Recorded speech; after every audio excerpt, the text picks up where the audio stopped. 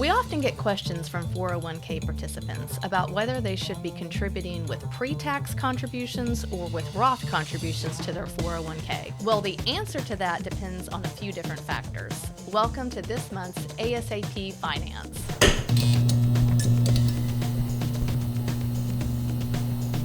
First, let's talk about the difference between the two. Pre-tax deferrals are traditional deferrals that you contribute before taxes are removed. Pre-tax deferrals lower your taxable income for the current year, but they are taxed at the time of distribution. Roth deferrals are the opposite. They are contributed after taxes have been removed. These increase your taxable income for the current year, but they are tax-free at distribution. Not all 401k plans permit Roth deferrals, but if your plan does, making an informed decision about what's best for you could be well worth your time. It's worth noting that if you do make Roth contributions and you have an employer match, that employer match will be pre-tax per the current IRS rules. There isn't one determining factor that will make using a traditional 401k better than a Roth or vice versa. As with everything in financial planning, it's important to weigh multiple inputs simultaneously. When deciding the best approach for your tax and financial situation, here are a few things to consider. Here's when it may make sense to use a Roth 401k.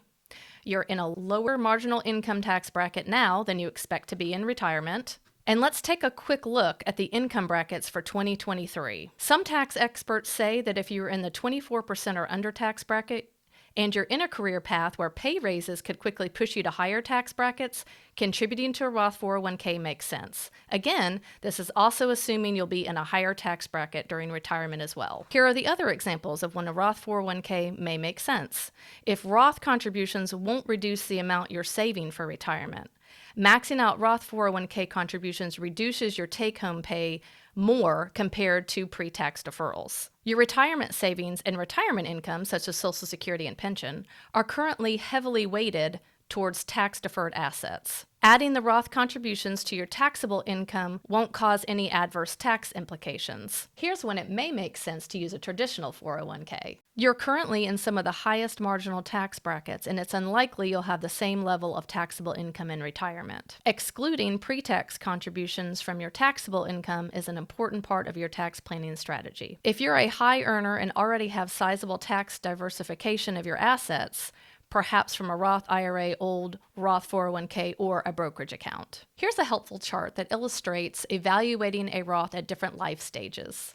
This chart shows a typical wage curve and the general rule of thumb about what type of contribution may be most appropriate based on current income and the anticipated bracket in retirement. An additional consideration is to maintain a healthy mix of taxable, tax-free, like Roth, and tax-deferred accounts to provide greater flexibility and control when managing income taxes over time. Regardless of whether you decide to go with a Roth or a traditional 401k, one primary focus should be on your overall savings rate. Especially for high-income individuals, maxing out retirement contributions alone may not be enough to fund your retirement. As always, if you have any questions about your retirement plan, please contact us anytime.